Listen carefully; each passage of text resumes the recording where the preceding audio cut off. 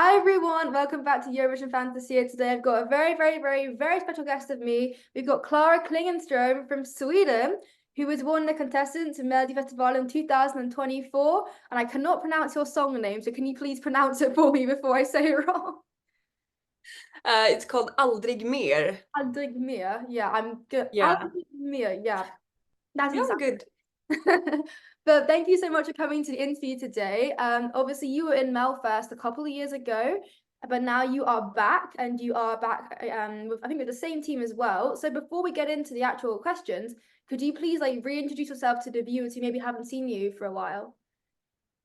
Yeah, okay. My name is Clara Klingenström and I'm from Sweden. I'm not so good at speaking English, It's but okay. I would try.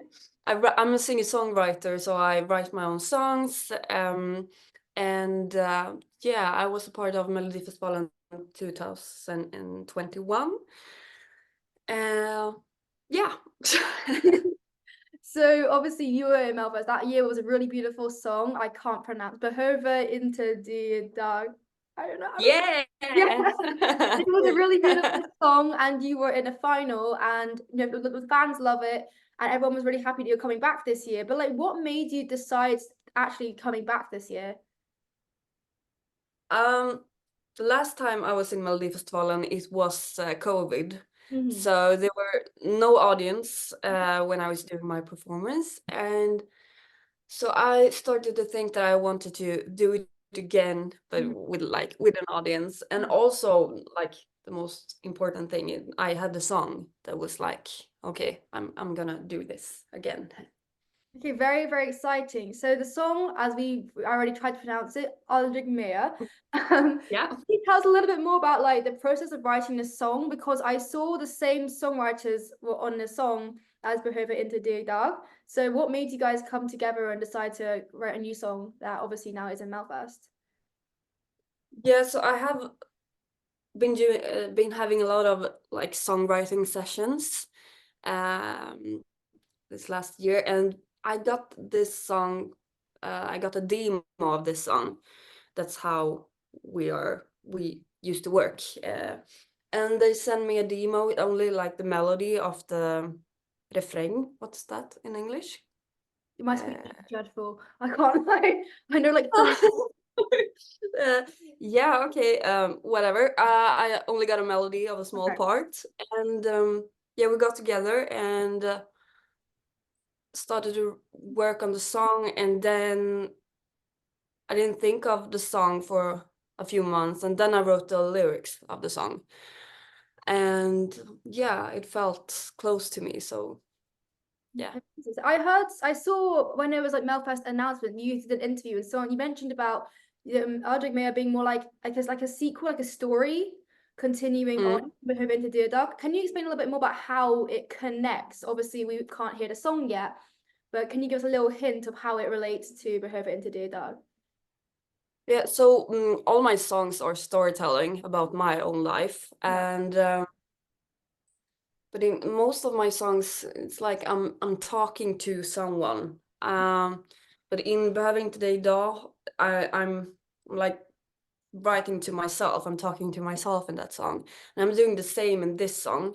Mhm. And I only have like these two songs that I'm like singing. The lyrics is like that. Mhm. And after I was in Melodifestivalen last time, my whole life changed from I had many years that like been really dark for me. I didn't have any place to live.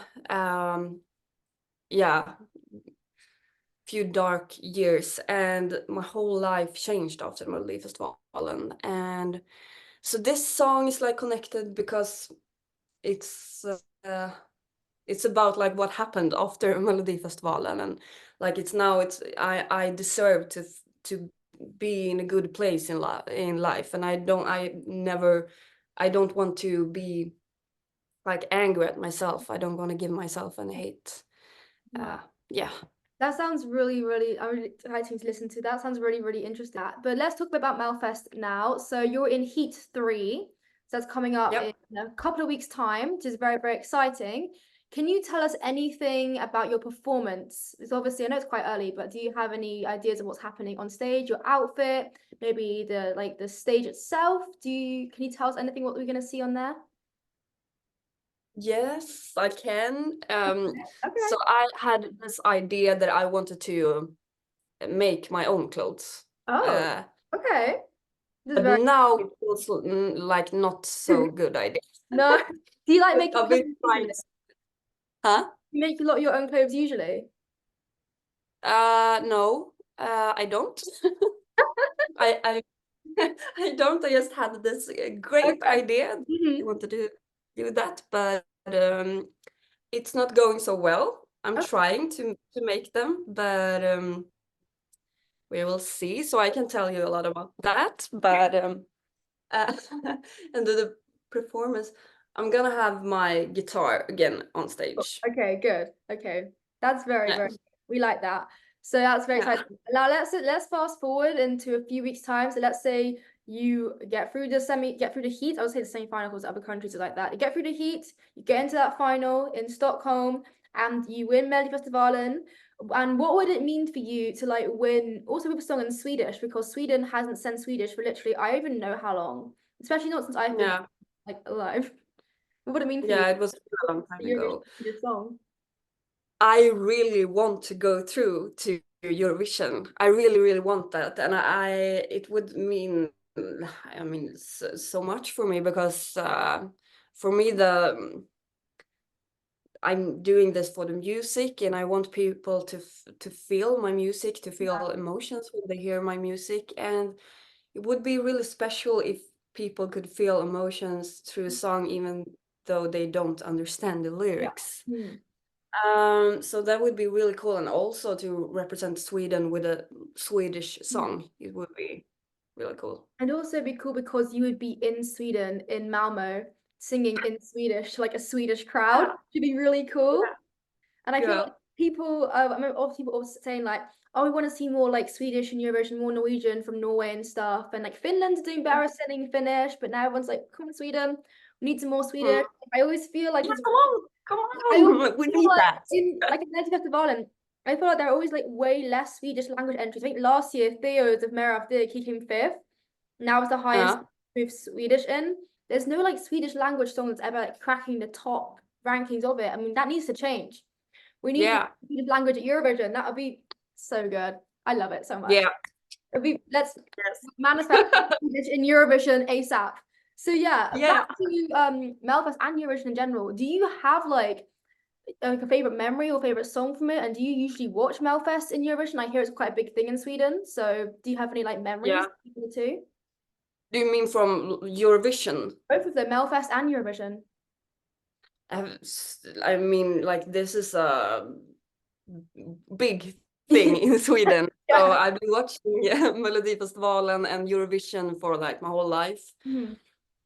We like I watch with friends and family, and we make our own like voting system, I love and that. so it's like a party when we watch it. Okay, amazing. It's really really nice. I have many memories. It's hard to like think of one, but the only thing I can think of right now is when I heard I loved um, the song that France had in 2021, the year that I was in Oh, voila. Melodifestivalen. But Voila. Yeah. yeah, I love that song because You it's a mix of like Edith Piaf and Mhm. yeah, really nice. I Mhm. love that song. Do you have also any like favorite memories from when you were in Melodifestivalen yourself and anything you're looking forward to like experiencing again when you come back in a few weeks' time?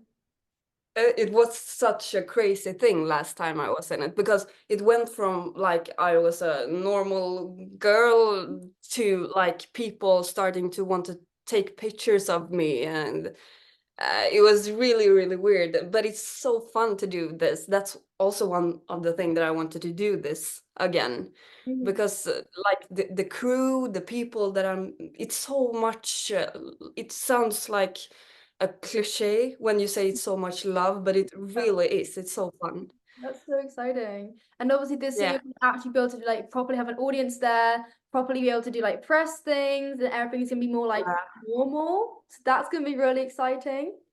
Like That's gonna be so yeah, it's gonna be so much fun. I'm not gonna actually be at Heat 3, but I hopefully will see you in the final in Stockholm. yeah, Fingers crossed we'll yeah, see you in the final. But anyway, that's yeah. all my questions I've got for you today. So thank you so much for taking the time to do this. I really, really appreciate it. And I wish you best of luck in your heat and hopefully see you in the final. And before we Thank leave, do you have a message you want to share with everyone who's watching this interview today? Yeah, I think the message of my song, I want to share that. It's like so many times I've been giving myself hate and feel like I'm not normal. There's something wrong with me, and I don't want to feel that again. I want to be nice to myself, so I want to spread that message to and hopefully inspire people.